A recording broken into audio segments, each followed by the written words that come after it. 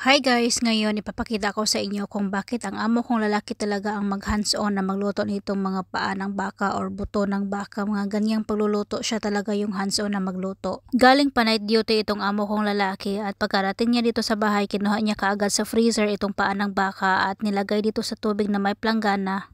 Planggana na may tubig para matunaw ang ice. Pagkatunaw ng ice ay isa-isa niyang tiningnan kung may mga balahibo pa ba itong paa ng baka at ayan nga ang daming balahibo, kaya sabi ni sir ay susunugin daw niya. Kapag ganito ang lulutuin ng amo kong lalaki, maalala ko talaga ang papa ko kasi nung bata pa kami mahilig din ang papa namin na magluto ng ganito at kami nasa kusina din kasama niya, lalo na at magsunog siya sa balahibo nito. Sobrang bango kasi nga yung mga tambok ba, yung taba ng baka masusunog din, sobrang bango gaya nitong ginawa ng amo ko. At pagkatapos masunog yung mga balahibo ay pinakuluan pa yan ng amo ko, tapos tinapon yung tubig. At habang pinakuluan itong paa ng baka para mawala itong tambok at saka yung lansa, ako naman ay magpreparar nitong mga ricados. Kamatis, bawang, sibuyas at luya lang itong pinipreparar ko. Tapos ang amo ko ng lalaki ang naglagay ng mga spices. Ang daming mga spices nilagay niya dyan, kaya nga masarap kasi ang daming spices.